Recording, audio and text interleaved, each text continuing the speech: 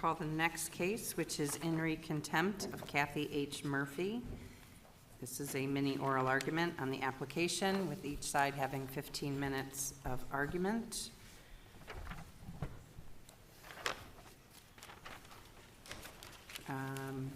Again, Mr. Holloway, you have 2 minutes of fire-free zone. Obviously, if you would like to save some time for rebuttal, you may do so. Just we ask that you keep track of it.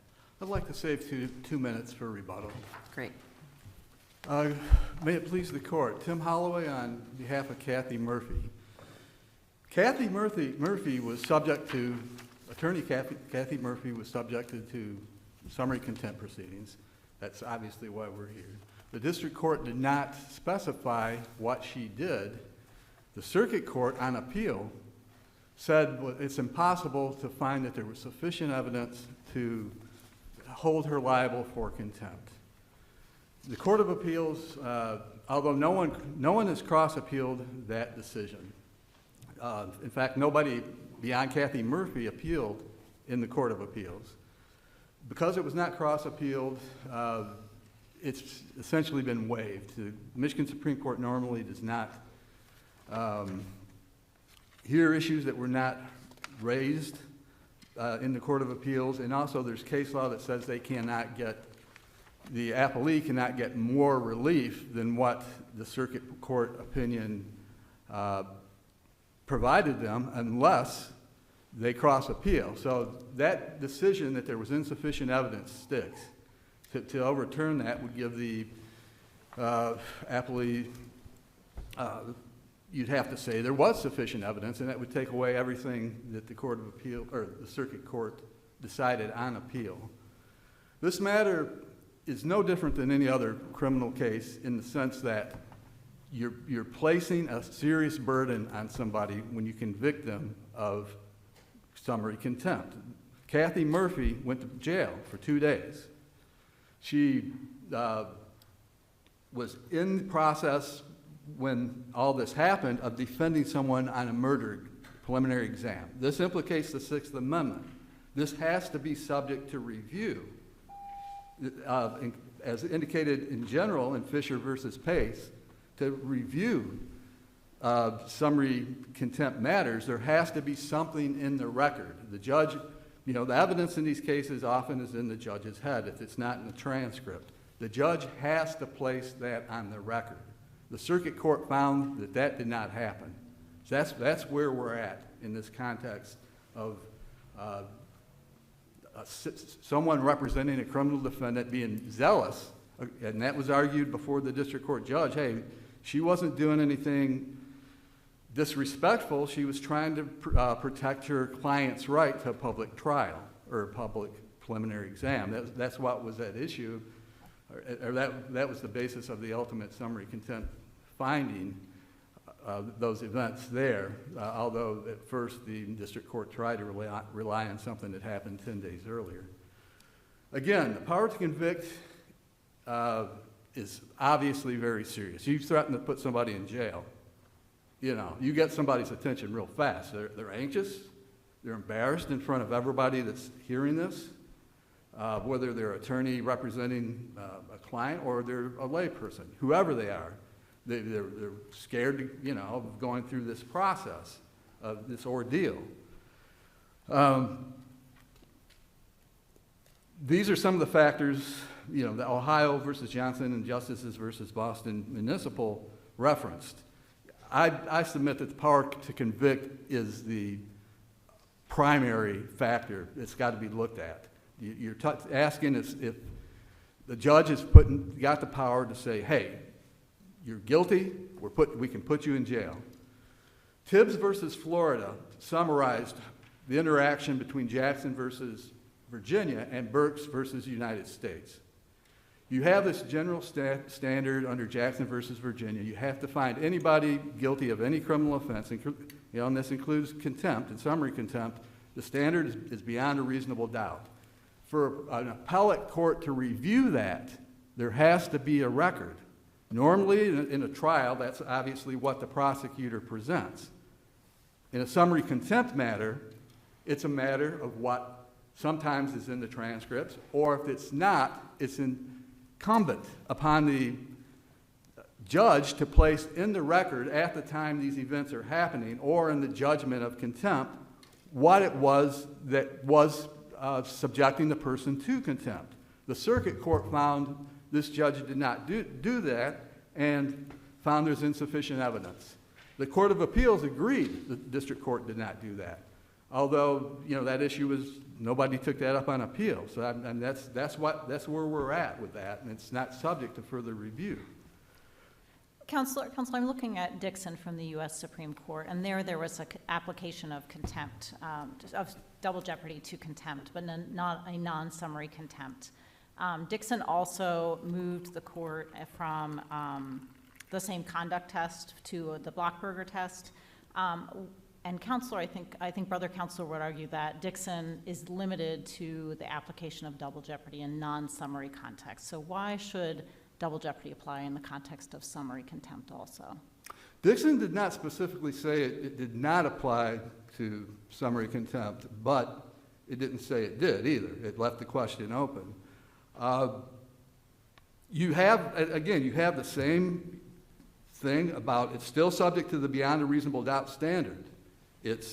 You can go to jail. You have to go through an ordeal. Granted, it's an immediate ordeal, but an ordeal of, wow, I might go to jail today.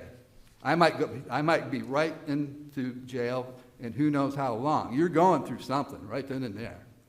So there's that idea. You're going through stress of the same stresses, other than paying an attorney prior to all this happening. You're going through the exact same thing.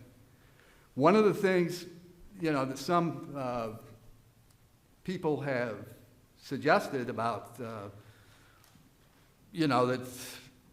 summary contempt is different because it's so immediate. The burdens are still the same, except paying somebody to represent you prior to that. It's exactly the same. And Counselor, you agree under Blockberger that if a defendant, did something else, so there are these cases where someone threw a chair at a court officer, that under Blockberger, that person could still be prosecuted for those. It wouldn't be barred by the same elements test in Blockberger, right? Yes, that's correct. One of the requirements for summary contempt or any contempt in Michigan is a willful violation of the court's orders or authority. You're not going to find that in hardly any other criminal, it's not going to be in the criminal code anywhere. Those criminal code addresses things usually, separate from what's happening in court. And likewise, the criminal code, any elements for any crimes that I can think of are not going to be contained in your typical summary contempt matter. There were examples in Dixon itself where a court incorporated the entire criminal code within its bond order and then found somebody in contempt based on violation of the criminal code. Those would be the same elements. They were, and Dixon found that, hey, that's barred by summary, or that's barred by double jeopardy. So you would argue Blockberger here, if in this context, summary proceeding, now non-summary proceeding, same elements? I mean, It's the what's same element. different in the non-summary proceeding? Anything? It's the same elements test for both of them as far as what's, double jeopardy applying here. And there's no question about what Kathy Murphy was convicted of in the summary contempt. If she's sent back to a non-summary proceeding, which is what this case is about, it's going to be exactly the same thing. Not just the same elements. Do we need to reach the double jeopardy issue if we conclude that really it's more an issue of futility once summary proceedings have occurred and there's been a determination that there was insufficient evidence, the court's contempt power, and the purpose of the contempt power, which is to preserve order in the courtroom, has been exhausted. Remanding for non-summary proceedings is futile. I'm sure, we welcome, it's gone through my head a number of times about this idea of supervisory authority. Does the court have to reach constitutional issues with this? We haven't briefed that, and I think that's essentially what you're getting at. not having to decide a constitutional issue would be futile. I'm sure, at least right now, the 36th District Court's position is they want another hearing. You know, they want a non-summary contempt hearing. But, I mean, as far as it seems, there could be, in the sense, I've thought about this and it's not been brief, but as far as supervisory authority, if it was placed out, like, look, you've got attorneys doing specific stuff in courts for clients, and in criminal cases, obviously, this implicates the Sixth Amendment, if you chill that. So it's important for there to be review of what the district court or any court, lower court does, to be able to review, if you're going to convict an attorney for doing their job, that it be placed on the record so the appellate court can review it. As it stands, this circuit court said there was nothing there that constituted contempt in the record. As a matter, I believe, of supervisory authority or futility, if the court were to say we're creating a rule that's non-constitutional rule, that if the district court does not place in the record what it saw, if it's not in the transcript, the district court has to place it in the record. If it does not, that ends the matter if a higher court finds the record contains insufficient evidence of contempt. Is that the rule you're asking us to apply here, or is it? We've briefed this as a double jeopardy matter, and that's the way it went up to, that's the way it was addressed in the circuit court and the Court of Appeals. We did not ask for that relief. But I mean, this court, under its own court rules, has the power to do things like that. You know, take any relief. I can't cite you the court rule, but I know there's court rule. So your position isn't, in a summary proceeding, if the trial court fails to make a record that is the equivalent of insufficient evidence, end of case. That should be That's your position? That should be the position under double jeopardy, or if you take a supervisory authority. If a judge is hearing a case as a bench trial and there's no jury, and therefore has a requirement to make findings of fact, and the judge renders a judgment, but the findings of fact are just not there, the judge didn't do what they were supposed to do, does that go up on review as insufficient evidence, or isn't it entirely proper to say, you didn't do your job, and we remand it and say, give us the evidence, and then we can apply the law to the evidence as you found it?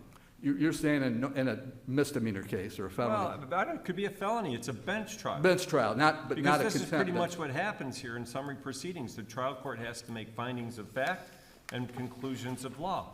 And what happened here is there were no findings of fact, just a conclusion of law.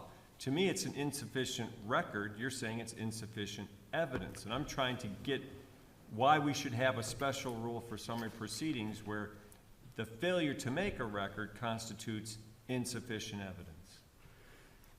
It's insufficient evidence in the context of summary contempt matters because those have to be reviewed. There has to be some means for an appellate court to review it. Under Fisher versus Pace, one of the issues was the sufficiency of the evidence, a Jackson versus Virginia type claim, which that type of claim is reviewed by the appellate court.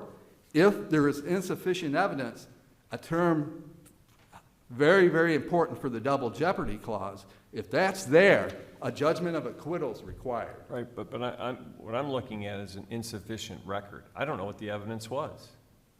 And you want me to conclude insufficient record means there is no evidence.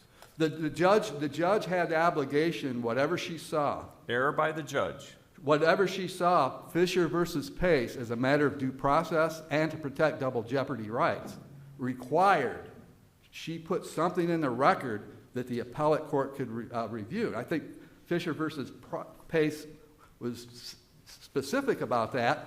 And a Ninth Circuit case dealing with a habeas case, dealing with a attorney's contempt conviction, cited Fisher versus Pace and some other case law and said, The record is not there. The judge did not make a record. It's insufficient evidence for purposes of the Constitution. That's what have been asking for in the briefs.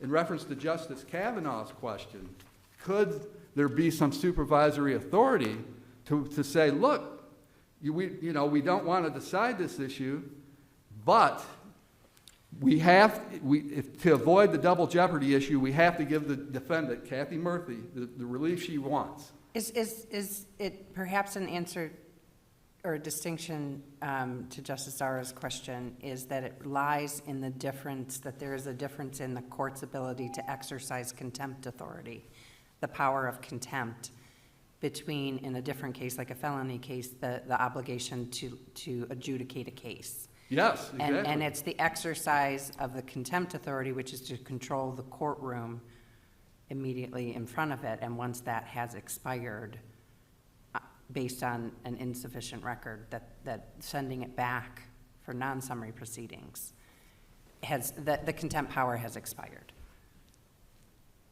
I believe that could avoid the double jeopardy issue, a ruling in Kathy Murphy's favor on that basis. If it does not, I think you have to reach the double jeopardy issues. And I think, and the due process, that you have to the judge has to make a record. If it's not in the transcript, the judge has to place it in the record. Okay. Counsel, is another distinction, I mean, these cases are hard. We're comparing cases sort of outside the contempt process with this process, and here you have the judge is basically the prosecutor, the judge, and the witness. So when we say, oh, it's insufficient evidence, or we just need to bolster the record more, or you get a do-over, it feels a little different when one person controls all of that. It's a lot of power to give one person. And if you don't control it, and if it's not reviewable on appeal, there's a lot that can be done to somebody, and they've got to, they're going to be fearing in court. Why is it not reviewable on appeal? What's that? Why is it not reviewable on appeal? You're here. Well, she did. It's reviewed on appeal, and they get one shot at making their record. That's the point under the double jeopardy clause. They had the district court. But if it was a murder bench trial, you wouldn't say that. It would be based on the transcript, the record, the evidence the prosecutor put into the record for a murder case. That's the Jackson versus Virginia claim there. That's how it's analyzed. The Court of Appeals looks at that. They read the transcripts, they look at the exhibits. Was there sufficient evidence to convict somebody based on that? Here in the contempt matter, it is based on the transcript. If it's not there, if it's not in the transcript, it's in the judge's head, and it has to come out of the judge's head into an order or some type of specific findings. Otherwise, they had one shot to make those findings. They don't get another shot under the double jeopardy clause. Thank you. Did I lose my rebuttal? You did. Oh. You did, but I think it was 2 We're minutes very well good spent. at doing that. What's We do that. We are very good at eliminating rebuttals. We do. Okay. Thank you. Well spent. Mr. Trebelcock. May it please the court, good morning. Chris Trebelcock on behalf of the 36th District Court. I'm joined here today by the General Counsel of the 36th District Court, David Cross. I think Justice Zara and Justice Thomas really clued in on a couple of the key issues. But I want to start with the general concept that summary contempt is different than non-summary contempt. It is recognized by the legislature and by the courts that it is different. In a non-summary contempt, you still have to have a showing of probable cause. The Supreme Court has said that if it's serious contempt, that it requires anything more than 6 months in punishment, requires a jury trial in contempt, as well as the Supreme Court has found that where a trial judge puts off a decision on whether to find somebody in summary contempt based on conduct in the court until after trial, that it requires a different judge, in essence, non-summary contempt proceedings. So I do think there is a difference between summary contempt and other criminal matters. Even plaintiff admits in their brief on appeal that the rules of evidence don't apply to a summary contempt matter. So I do think that is different. I think, just, Counselor, just as a preliminary matter. yeah. What authority is there to have a non-summary proceeding for direct contempt? So I'm looking at our statute and I'm looking at our court rule, and they seem to separate those two concepts. So what authority is there even for holding a non-summary proceeding for direct contempt? Where I get that statement and basis is from a Supreme Court case, and I wasn't able to pull the site from me. It's in the bench trial, the CJI bench trial book in Chapter 4. The citation to that, it's a 2007 Supreme Court case. I wasn't able to pull it directly in front of me, but that's where, in terms of the authority for a direct contempt having a jury trial after the trial, that's where I got that case law from. So I apologize for not having that direct cite in front of me. I was scrambling before I got up here trying to directly find that. But Justice Thomas, I think that your point on Dixon is correct, in that it is limited to non-summary contempt proceedings in terms of when double jeopardy applies. But I think the other point to get to, and I think Justice Zara hit it on the head, is double jeopardy only attaches if you find that there's been an acquittal. And as the Supreme Court has found, People v. Smith, 478 Mish 292, 2007 case, you only get to the Blockberger test is if you, 2 points here.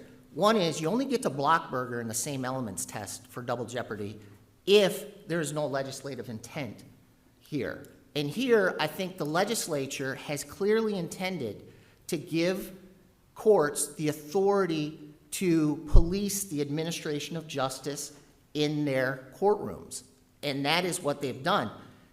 To the second point, which Justice Zara touched on, which is, have we had an acquittal here? Was the circuit court's decision, Judge Hood, was that an acquittal? And I think if you read the transcript, what he found was the process, the procedure was lacking, not the substance. And if you read the body of case law on when does double jeopardy attach versus not double jeopardy attach, it's based on, is there an acquittal? Has there been a substantive finding on the facts? Has the substance of what this person been accused of, has that reached its conclusion under the law?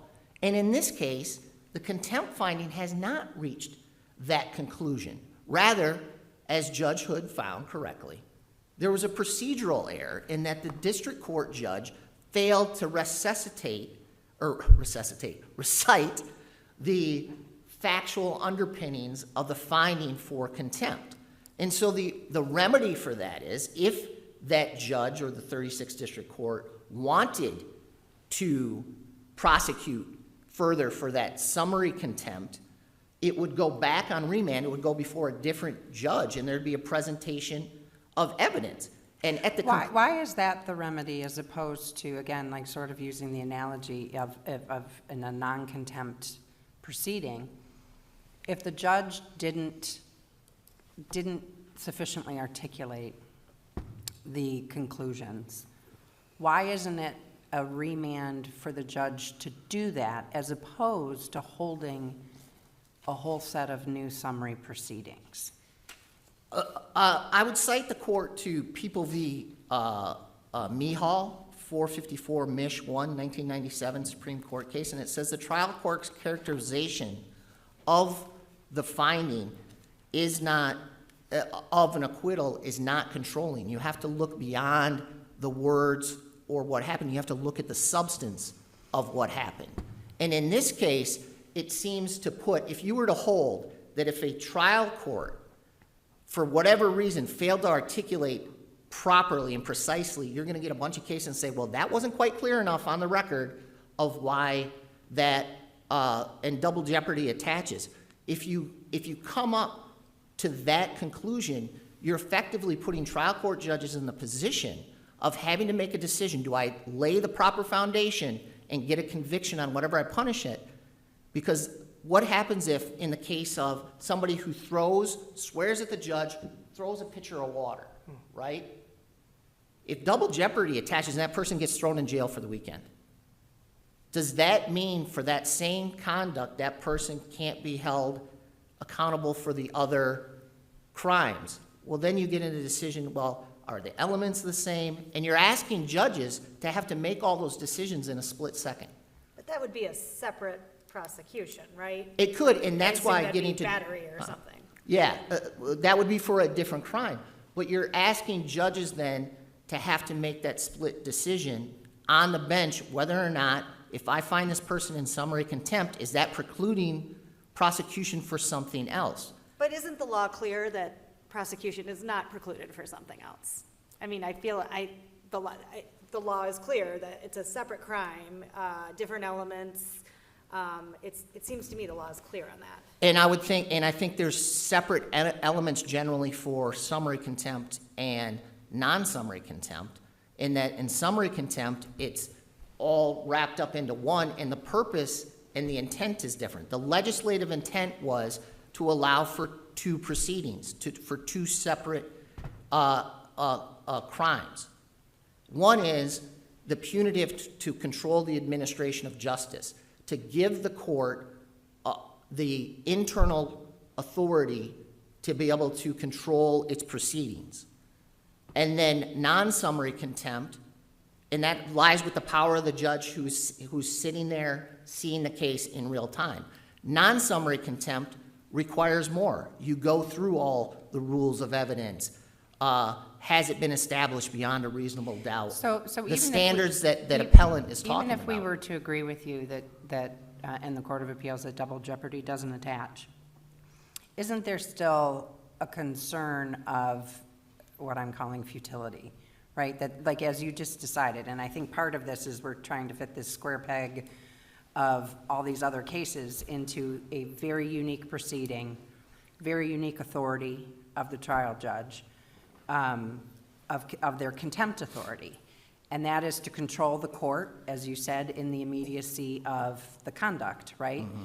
And once that has been determined to have been an insufficient record to support the exercise of that conduct, hasn't that authority expired? So even if double jeopardy doesn't attach, the remedy of remanding for non-summary proceedings doesn't make sense. So I would argue that the difference is that perhaps the remedy or the punishment is futile or exercise is time served. But if you allow a finding of insufficient facts, or not insufficient facts, an insufficient record, that you procedurally made an error in the record, that contemptor is then scotch-free, has 0 points on their record for being in contempt, even though they were. Other than being subject to 2 days in prison. I'm sorry, say that again? They were being subject to 2 days in prison. 2 days in prison. Jail, sorry. 2 days in jail.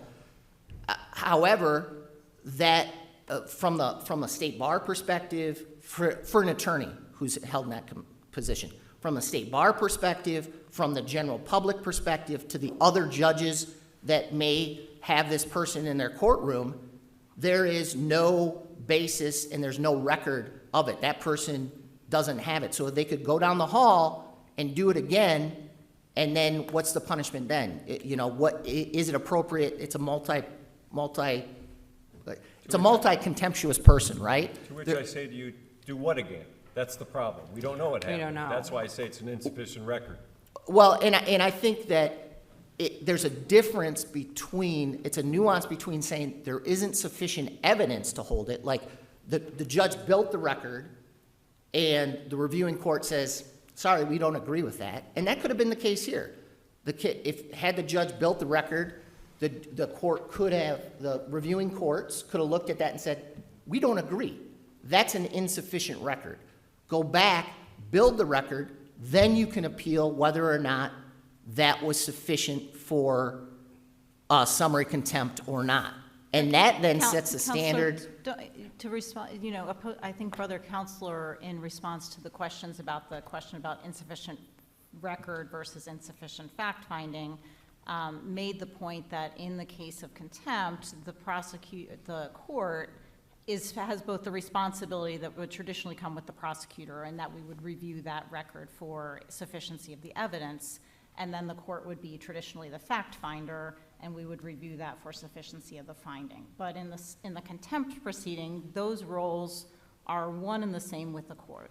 And so how do we disentangle when there's no transcript, right? So there's no transcript here. If there was a separate transcript, we could review that and say sufficient or insufficient. But here, there's nothing else, and so the court is both the presenter of facts in the record, or the person who's responsible for putting that evidence in the record, and the finder of facts. And so how do we deal with that situation here? I think the proper remedy is what Judge Hood found, which is you remand for non-summary contempt proceedings and allow both sides to present their evidence. It gets weighed by an impartial judge, and then a finding is either we upheld that summary conviction, or we reverse that non-summary, or that summary conviction. I think that's the remedy. And I think that's what is contemplated, because I look at it as no different than when and again, I wish I had this cite to the Supreme Court case, where there was, and I see I have 2 minutes left, but where there is a postponement on the non-summary, or on the summary contempt finding till after trial, this court has said, well, in that case, it goes before a different judge for contempt hearings, because then there's time to do that. And in that case, I'd say double jeopardy should attach in that case. In this case, why double jeopardy doesn't attach is you have all the factors that go into why we have of that is you have, you don't have time waiting for a trial. You don't have to go through a pretrial, a preliminary exam, probable cause hearing, all those things that build up in a traditional criminal matter. And I think the purpose here is different. This isn't even in the criminal code. You heard the appellant talk about that. This isn't in the criminal code. This is a unique, within the Revised Judicature Act, power and authority of the courts to control the administration of justice. And having the standard of that if trial court is, then where do you draw the line? What is a sufficient record? What is a transcript? Do you need to have an actual transcript, written transcript, or the judges just recites what happened and there was no transcript? On remand, if it were to send back for non-summary proceedings, how would that work? Would the district court judge then be a witness? Yeah, I think that's what's contemplated, yeah. Because the statute, obviously, it's sort of like one path or the other, where normally the judge who is, holding the contempt proceeding would also be doing the non-summary proceeding, right? Correct.